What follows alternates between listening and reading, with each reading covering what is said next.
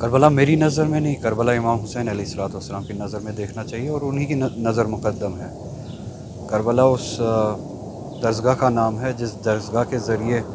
امام حسین علیہ الصلوۃ والسلام نے سیرت محمد مصطفیٰ صلی اللہ علیہ وآلہ وسلم کو پھر سے احیا اور زندہ کرنے کے لیے اپنی قربانی پیش کی۔ امام حسین علیہ الصلوۃ والسلام جیسے کہ فرماتے ہیں کہ ان کی نظر میں، اور جیسے کہ واقعات آپ کے سامنے ہے، سیرت محمد مصطفیٰ صلی اللہ علیہ وآلہ وسلم کو بلایا گیا تھا، اور مسلمانوں نے اپنے دینی معاملات میں، اپنے سیاسی معاملات میں حضور صلی اللہ علیہ وسلم کی سیرت سے دوری اختیار کی تھی، اور اس کا نتیجہ یہ تھا کہ حق اور باطل میں کوئی تمیز نہیں تھی۔ باطل کی جگہ پہ حق کی جگہ پہ باطل کو بٹھایا گیا تھا، اور حق کو جس حد تک جس سطح کا بھی حق ہو، جس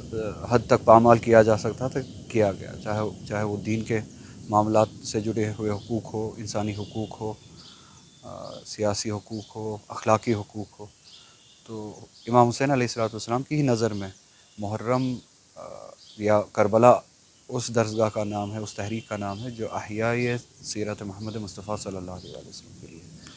تو ہمارے اہداف اور ہمارے اغراض و مقاصد جو اس محرم سے ہے، یا سانحہ کربلا سے جو ہے، جو درسگاہ کربلا سے ہے، وہ وہی ہونے چاہیے جو امام حسین علیہ الصلوۃ والسلام کو، جس کے لیے انہوں نے عظیم قربانی پیش کی، نہ صرف اپنی بلکہ اپنے اہل و عیال کی قربانی پیش کی، اپنے جید ساتھیوں کی قربانی پیش کی، جن کی نظیر آپ کو کہیں پہ نہیں ملے گی، جس طرح کی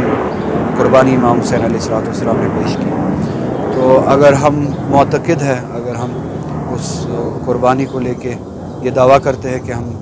اعتقاد سے اس سے وابستہ ہے، تو ہماری ذمہ داری ہے کہ اس قربانی کا ذکر انہی اہداف کے لیے ہو جس کے لیے امام حسین علیہ الصلوۃ والسلام نے وہ قربانی دی۔ عزاداری ایک ذریعہ ہے پیغام امام حسین علیہ الصلوۃ والسلام پہنچانے کے لیے۔ عزاداری بذات خود روح نہیں ہے، عزاداری کے لیے عزاداری کا ہدف عزاداری کا روح ہے۔ اگر اہداف امام حسین علیہ الصلوۃ والسلام نہ ہو تو یہ عزاداری کسی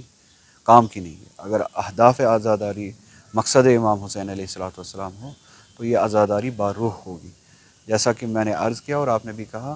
سیرت محمد مصطفیٰ صلی اللہ علیہ وآلہ وسلم کی احیاء کے لیے، جس کے لیے بہت بڑا وسیلہ ہے امر بالمعروف نہی عن المنکر، امام حسین علیہ الصلوۃ والسلام نے یہ تحریک برپا کی اور یہ قربانی پیش کی۔ تو ہماری ذمہ داری ہے معروف کو سمجھے، منکر کو سمجھے، پھر امر بالمعروف کرے، نہی عن المنکر کرے، اپنی ذاتی سطح پہ،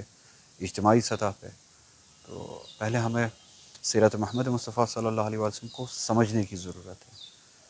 اصول حضور صلی اللہ علیہ وسلم کو سمجھنے کی ضرورت ہے، پھر ان اصولوں کے احیاء کے لیے جو کہ مقصد امام حسین علیہ الصلوۃ والسلام ہے،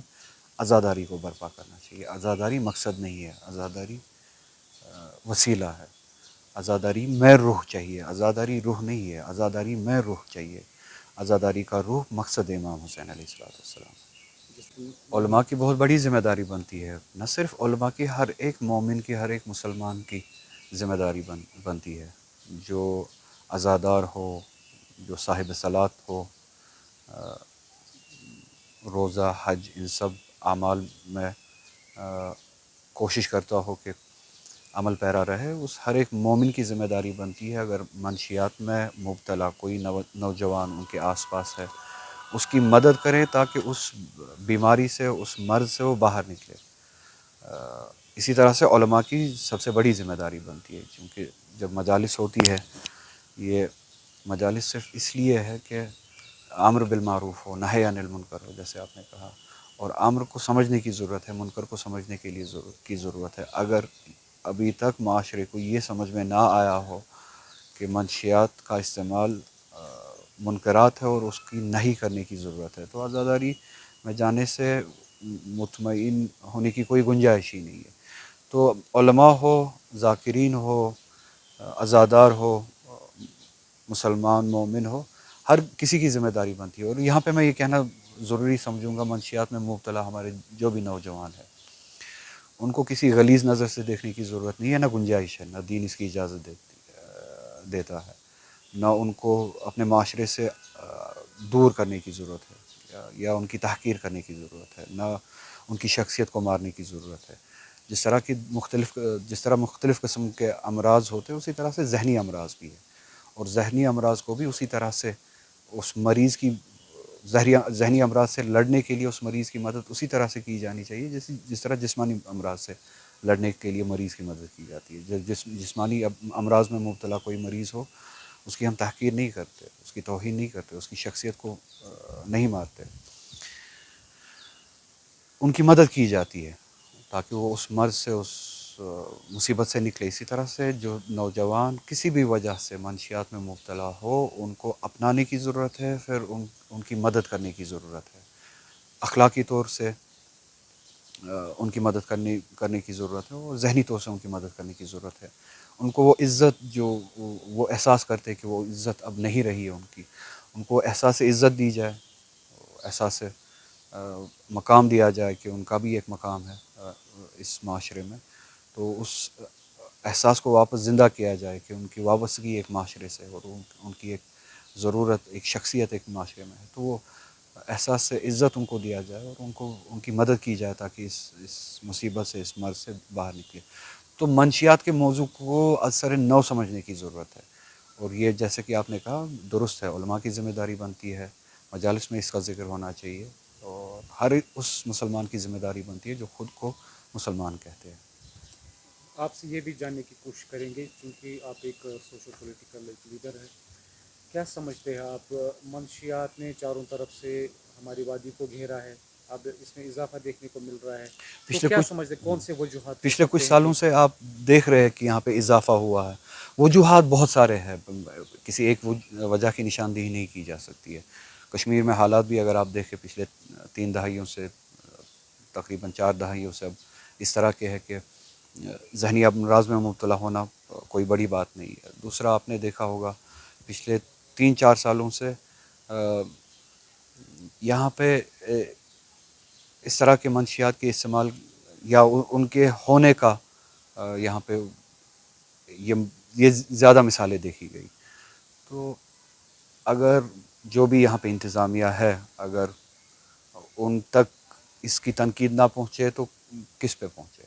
یہ روکنے کی ذمہ داری, یہ منشیات کا آنا اس کی روکنے کی ذمہ داری ہر ایک انتظامیہ کی ہوتی ہے, جہاں پر بھی ہو, جس ملک میں بھی ہو, جہاں شہر میں بھی ہو. منشیات میں مبتلا نوجوان کی بات ہم بعد میں کریں گے, پہلے ان کی بات کریں گے جو انتظامیہ چلاتے ہیں اور جن کے ناک کے نیچے, جن کے آنکھوں کے سامنے منشیات یہاں پہ لائے جاتے ہیں, اور یہاں پہ ان کا آنا روز بڑھتا جاتا ہے. تو ہمارا سوال آپ کے ذریعے سے بھی انہی تمام جو معاملات دیکھتے ہیں, چاہے پولیس ہو, مختلف انتظامیہ کے مختلف گوشے ہو, وہ اس بارے میں سنجیدہ ہے؟ اگر سنجیدہ ہے تو یہ دن بدن منشیات کا آنا بڑھتا کیوں ہے؟ اگر وہ دیکھ رہے ہیں اور سنجیدہ نہیں ہے تو اس کا مطلب یہ ہے کہ وہ چاہتے ہیں کہ ایسا یہاں پہ ہو. تو یہ سوال ان کے لیے ہے جس کا جواب ان کو دینا. عزاداروں کے لیے آپ کی وساطت سے یہی گزارش ہے کہ محرم اللہ تعالیٰ کرے کہ ہماری عزاداری قبول ہو, مگر اس کا نتیجہ نکلے وہی نتیجہ نکلے جو امام حسین علیہ الصلوۃ والسلام ہم سے توقع رکھتے ہیں کہ اس تحریک کے ذریعے, اس عزاداری کے ذریعے نتیجہ حاصل کرے. اور پھر سے وہی کہوں گا, اہداف امام حسین علیہ الصلوۃ والسلام, اصول امام حسین علیہ الصلوۃ والسلام حاصل ہو اس ذریعے سے. وہی بہترین خدمت اور وہی تنہا امید امام حسین علیہ الصلوۃ والسلام کی ہے عزاداروں سے.